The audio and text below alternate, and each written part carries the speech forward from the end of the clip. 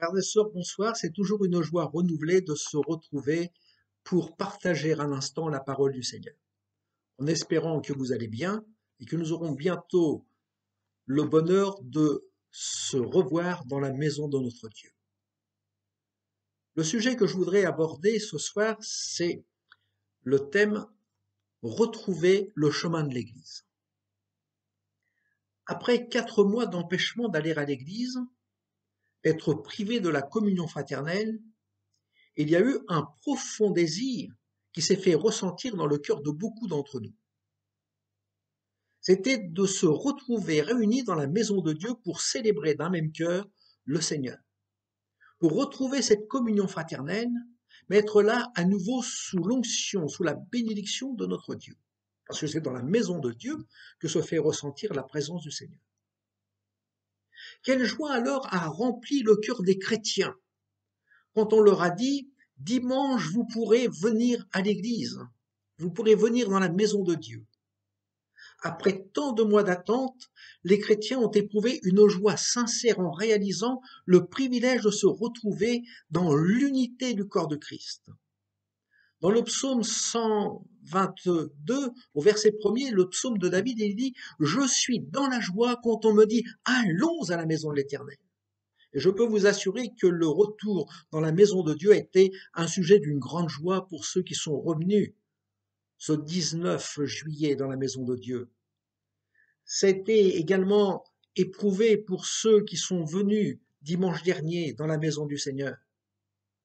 Au verset 4 de ce psaume, il dit « C'est là que montent les tribus de l'Éternel pour louer le nom de l'Éternel. » Plus que jamais, nous réalisons et nous avons réalisé le privilège d'avoir pu revenir dans l'Église. Si le psaume 126 exprime d'une façon remarquable la joie des exilés qui reviennent à Sion, ce psaume est le reflet de la joie qui est manifestée par un grand nombre de chrétiens. Dans le psaume 126, verset 1er, il est dit « Quand l'Éternel ramena les captifs de Sion, nous étions comme ceux qui font un rêve. Alors notre bouche était remplie de cris de joie et notre langue de chants d'allégresse. » On est vraiment dans la joie, frères et sœurs, quand on nous dit « Dimanche, l'église est ouverte, inscrivez-vous. Allons à la maison du Seigneur. Rentrons dans la maison de Dieu. » On est dans la joie quand les rachetés, après des mois d'absence, entrent dans les parvis de la maison du Seigneur. Ce sont de grandes réjouissances. Le cœur est rempli de joie. Pour quelques-uns, les larmes n'étaient pas loin, tant l'émotion était forte. Frères et sœurs, dans le psaume 126, verset 3, il dit « L'Éternel a fait pour nous de grandes choses, nous sommes dans la joie. » Nous pouvons dire « Béni soit Dieu de ce qu'il a fait pour nous de grandes choses. » Si on nous a gardés pendant cette période difficile, il nous a protégés, il a veillé sur nous. Bien sûr, nous avons la foi dans le Seigneur, mais il a fallu qu'il y ait également de la sagesse. La foi n'ôte pas la sagesse. Et de même façon que nous avons eu de la sagesse en comptant sur le secours et les bienfaits du Seigneur, il nous faut toujours continuer à avoir de la sagesse, mais ne pas trembler à l'excès. Le sujet de prière que nous pouvons avoir ce soir, c'est de pouvoir dire le peuple de Dieu subit les épreuves de la maladie. C'est vrai. Subit les épreuves de la souffrance. Le peuple de Dieu subit de la détresse, des tribulations. Et nous savons que c'est par beaucoup de tribulations que le peuple de Dieu doit entrer dans le royaume des cieux. Il y a des tribulations en tout genre. Et il y a l'épreuve également de la pandémie. Mais aujourd'hui, l'Église se trouve dans une nouvelle situation. S'il y a toujours la pandémie qui est là, qui fait craindre le pire, l'Église se trouve dans une nouvelle situation. L'Église a un besoin urgent de restauration. Pourquoi? Pourquoi cela? Parce que tous les exilés ne sont pas tous revenus dans la maison de Dieu. Un nombre important d'enfants de Dieu ne se manifestent pas pour revenir dans la maison du Seigneur. Aujourd'hui, nous voyons qu'il y a un peu plus d'un tiers de l'Église qui reviennent dans la maison de Dieu. Alors, il est vrai, il y a ceux qui sont d'une santé très fragile, il y a ceux qui sont en congé, il y a ceux qui travaillent les week-ends, mais quand on déduit cela, nous nous apercevons qu'il y a quand même une grande majorité, disons une bonne moitié, qui n'est pas encore revenue dans la maison du Seigneur.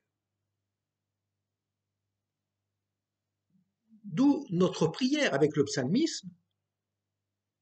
Dans le psaume 126 au verset 4, il dit « Éternel, ramène nos captifs, comme des ruisseaux dans le midi. Ramène nos captifs. Ramène ceux qui sont partis. Ramène ceux qui ont été captifs de cette pandémie comme nous, qui ont été obligés de rester loin de la maison de Dieu, mais ramène-les dans ta présence. » Alors, il y a les captifs de la peur. Je voudrais prendre plusieurs exemples. Pour les personnes fragiles, il peut être nécessaire de rester à l'abri de toute contamination. Chacun doit être à même de dire s'il peut ou non sortir de chez lui pour venir à l'église. Il y a les captifs. Et s'il y a les captifs de la peur, il y a les captifs de la peur de venir à l'église, ce sont également ceux qui exercent une activité professionnelle, ceux qui sont actifs dans différentes œuvres, dans des associations. Ce sont ceux qui sont craintifs de venir à l'église, mais qui malgré tout vont dans les grandes surfaces pour faire le nécessaire, leurs courses, vont malgré tout se promener dans des zones touristiques, dans des endroits où il y a des personnes. Mais je voudrais vous dire, rassurez-vous, vous êtes moins en danger dans l'église que dans les grandes surfaces, où les gens ne respectent pas toujours les distances de protection. Si vous avez peur de revenir à l'église, de peur d'être contaminé, pour vous dire que dans l'église, nous respectons le protocole sanitaire du port du masque obligatoire. Nous respectons la distanciation. Il y a à la disposition de chaque chrétien des masques si vous les oubliez, des gels hydroalcooliques, il y a la désinfection qui suit et tout ce qui suit derrière. Et en plus des prescriptions sanitaires qui sont humaines, nous pouvons nous réfugier sous la protection du Seigneur. Si nous craignons et que malgré tout nous mettons tout à disposition pour la sécurité de tous, nous savons également que nous sommes sous la grâce de notre Dieu, où le Seigneur nous dit dans le psaume 41, verset 10, entre autres, il dit « Ne crains rien, car je suis avec toi, ne promène pas des regards inquiets, car je suis ton Dieu, je te fortifie, je viens à ton secours, je te soutiens de ma droite triomphante. » Bien sûr, il y a la foi dans le soutien du Seigneur, et comme je le disais il y a un instant, notre foi ne nous interdit pas d'être sages et prudents. Mes frères et sœurs, ne craignons pas et n'ayons pas une crainte excessive. Nous respectons ce que nos dirigeants nous demandent et en plus, nous demandons que Dieu protège et bénisse chacun et que le jour où nous nous retrouvons dans la maison du Seigneur ne soit pas un fléau, mais soit une bénédiction pour vous, pour chacun d'entre nous. Il y a les captifs de la peur. Je dirais également qu'il y a les captifs de l'assouplissement spirituel. On peut être très facilement assoupi. On prend facilement de mauvaises habitudes. Combien il est difficile de nous redresser, de rectifier nos mauvaises habitudes. Dans le livre de l'Ecclésiaste, au chapitre 1er, verset 15, il est dit « Ce qui est courbé ne peut se redresser ». Et le Seigneur peut nous aider. Le Seigneur peut nous donner la force de redresser ce qui est courbé. Quelquefois, il faut se faire violence pour casser nos mauvaises habitudes. Pierre et ses compagnons étaient appesantis par le sommeil. Mais l'Écriture nous dit que s'étant tenus éveillés, ils virent la gloire de Jésus et les 2 hommes qui étaient avec lui. Frères et sœurs, je voudrais vous dire, ne vous privez pas des bénédictions du Seigneur. Les apôtres s'étant tenus éveillés malgré ce désir ardent de dormir, ce besoin qu'ils avaient de dormir, ils se sont maintenus malgré tout, ils se sont fait violence pour se maintenir éveillés et ils ont vu la gloire de Jésus. Frères et sœurs, ne nous privons pas de voir la gloire du Seigneur. Ne nous privons pas des bénédictions que le Seigneur veut donner à son Église qu'il aime. Nous avons un Dieu qui nous aime et qui ne veut pas que nous nous privions de sa grâce et de ses bienfaits. Je voudrais vous parler également des captifs de la solitude. Dans l'Écriture, il nous est parlé de ces gens qui sont captifs de la solitude. L'Éternel Dieu dit, il n'est pas bon que l'homme soit seul, je lui ferai une aide semblable à lui. Bien sûr, il est parlé du couple, de l'épouse, mais malgré tout, le Seigneur nous dit, il n'est pas bon que l'homme soit seul. Frères et sœurs, il n'est pas bon que vous soyez seuls. Le Seigneur n'a pas fait de chacun des chrétiens des ermites. Ce n'est pas lui qui a institué ce genre de choses. Le Seigneur nous dit, il n'est pas bon que l'enfant de Dieu soit seul, c'est très mauvais pour lui. Et pour que nous ne soyons pas seuls, vous vous souvenez que le Seigneur dira, bien je ne vous laisserai pas orphelins, je viendrai à vous et je vous donnerai mon esprit. Le Seigneur nous a donné son esprit, il a donné son esprit à chacun d'entre nous et nous a donné l'Église. D'où l'importance de la communion fraternelle.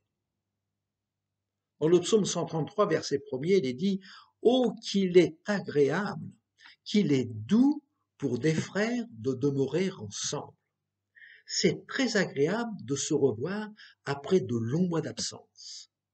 C'est un grand bonheur. C'est l'expression d'un amour fraternel authentique. Le Seigneur nous dit dans sa parole, dans 1 Pierre chapitre 1er verset 22, « Ayant purifié vos âmes en obéissant à la vérité pour avoir un amour fraternel sincère. » C'est cela que Dieu réclame de nous.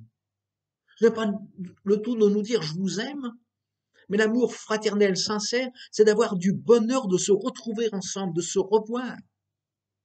Si on nous dit « aimez-vous ardemment les uns les autres de tout votre cœur », c'est là, dans ce saint rassemblement, unis d'un même cœur et d'une même âme, que le Seigneur, que notre Dieu répand son Esprit Saint. Ah, qu'il est doux, oh, qu'il est doux, qu'il est agréable pour des frères de demeurer ensemble. Et le Seigneur le dit dans ce psaume 133, dit, c'est comme la rosée de l'Hermon qui descend sur les montagnes de Sion. Car c'est là que l'Éternel envoie la bénédiction à la vie pour l'éternité. Frères et sœurs, soyons heureux de connaître le Seigneur. Soyons heureux d'avoir le privilège de venir dans la maison de Dieu. Soyons heureux d'avoir ce privilège de pouvoir nous retrouver ensemble. Et ne négligeons pas la grâce que Dieu veut nous faire. Si l'Église chancelle pour le culte, qu'adviendra-t-il de la réunion d'évangélisation? Que deviendra la réunion de prière? Quel témoignage pourrons-nous donner à ces âmes nouvelles qui commençaient à venir à la réunion d'évangélisation? Notre sujet de prière, frères et sœurs, c'est de prier pour ceux qui commençaient à s'approcher du Seigneur. Plusieurs venaient à la réunion d'évangélisation. Plusieurs ont commencé à mettre les pieds dans l'église, à s'approcher de Dieu, à connaître la présence du Seigneur et à rechercher sa présence. Prions pour ces âmes qui commençaient à venir. Et prions pour toutes celles qui ne sont pas encore gagnées, pour que l'évangélisation ne perde pas du terrain à cause de la fermeture partielle de l'église, mais qu'il y ait un renouveau et que le souffle de Dieu puisse agir dans les cœurs pour que des âmes nouvelles puissent venir dans la maison de Dieu. Le monde dit loin des yeux, loin du cœur. Moi, je suis persuadé que pour l'Église, il en est autrement. Que notre amour pour le Seigneur ne se refroidisse pas, ainsi que celui de l'amour fraternel. Que personne n'éteigne l'esprit, mais ranimons la flamme du don de Dieu que nous avons reçu. Et c'est cela, cette flamme nous remplit, le don de Dieu, le feu de l'esprit nous remplit de force, d'amour et de sagesse. Soyons forts pour le Seigneur, Soyons remplis d'amour pour Dieu, pour notre prochain, pour l'Église, mais soyons remplis également de sagesse. Et c'est pour ces raisons que l'Église a un grand besoin de restauration. Dieu seul peut redresser ce qui est courbé. Frères et sœurs, je suis persuadé qu'il y a des craintes, qu'il y a des tremblements. Ce sont quelques sujets. Mais soyons conscients que l'Église a un grand besoin de restauration. Dieu seul peut redresser ce qui est courbé. Le Seigneur peut ranimer la flamme de notre cœur. Nous savons que le Seigneur n'éteint pas le lumignon qui fume. Il ne brise pas le roseau qui est cassé. Mais béni soit Dieu qui nous prend dans ses mains et qui veut nous bénir, nous renouveler, nous fortifier, nous exhorter et nous inviter, nous disant, prends courage, n'aie pas peur, ne crains pas, car je suis avec toi. Dans le livre de Jérémie, il est dit ceci, béni soit l'homme qui se confie dans l'Éternel et dont l'Éternel est l'espérance. Et notre espérance est dans le Dieu vivant et vrai. Le Seigneur est vivant. Jésus est mort pour nos péchés, mais Jésus vit au siècle des siècles. Celui qui se confie en l'Éternel, nous dit Jérémie au chapitre 17, verset 8, il est comme un arbre planté près des eaux et qui étend ses racines vers le courant. Il n'aperçoit point la chaleur quand elle vient et son feuillage reste vert. Dans l'année de la sécheresse, il n'a point de crainte et ne cesse de porter du fruit. Frères et sœurs, nous sommes dans une année de sécheresse spirituelle. Mais ceux qui se confient en l'Éternel gardent leur feuillage bien vert, gardent leur foi dans le Seigneur, gardent leur dynamisme pour Dieu, gardent le feu de l'Esprit dans leur cœur. Pourquoi? Parce qu'ils sont plantés près d'un courant d'eau. Leurs racines se tournent vers le Seigneur, vont se plonger dans les eaux, dans le courant divin du Seigneur. Et nous nous renouvelons constamment dans la présence du Seigneur. Frères et sœurs, si vous avez un besoin ardent d'être renouvelé dans le Saint-Esprit, ne tardez pas, inscrivez-vous et revenez dans la maison de Dieu. Le Seigneur vous renouvellera dans sa présence. Celui qui a ses racines, qui se tourne vers les courants d'eau, qui plonge ses racines dans ce courant d'eau, il n'aperçoit point la chaleur quand elle vient. Et béni soit Dieu, ce que le Seigneur veut, c'est nous accorder un rafraîchissement spirituel. C'est de nous donner un renouveau spirituel. C'est de renouveler son Église dans le feu de l'Esprit, pour que notre feuillage reste vert, pour que nous puissions porter du fruit dans ce temps de sécheresse. Et cela, c'est le miracle de Dieu qui fait que l'Église reste debout envers et contre tout. Dans l'année de la sécheresse, et nous y sommes dans cette année de sécheresse. Le chrétien n'a pas de crainte et ne cesse de porter du fruit à la gloire de son Dieu. Béni soit le Seigneur. Maintenant encore, dit le Seigneur, et le Seigneur le dit à son Église, dans le prophète Joël, au chapitre 2, verset 10, verset 12, il dit, maintenant, dit encore l'Éternel, revenez à moi de tout votre cœur. Et le Seigneur nous invite à nous approcher de lui. Alors il nous donne la manière dont il faut revenir. Il faut revenir au Seigneur avec des jeûnes, avec des pleurs, avec des lamentations, d'avoir la simplicité de pleurer devant le Seigneur, de se lamenter disant, mais Seigneur, je n'ai pas pu venir jusqu'à présent devant toi, mais agis dans ta grâce et donne-moi la force de revenir.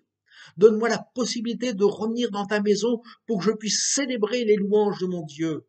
Et le Seigneur dit également dans ce prophète Joël au chapitre 2, verset 13, déchirez vos cœurs et non vos vêtements. C'est ainsi que le Seigneur nous invite à revenir vers le Seigneur. Revenez à l'Éternel, votre Dieu, car il est compatissant et miséricordieux, lent à la colère et riche en bonté. Et le Seigneur est riche en bonté pour son Église. Dieu veut bénir son Église. Ah, c'est une grâce, frères et sœurs. Dieu nous aime.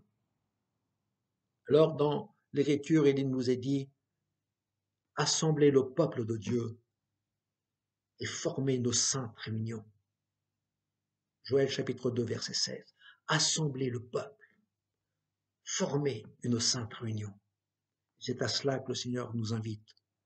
Frères et sœurs, le Seigneur nous dit, je suis dans la joie quand on me dit « Allons à la maison de l'Éternel ».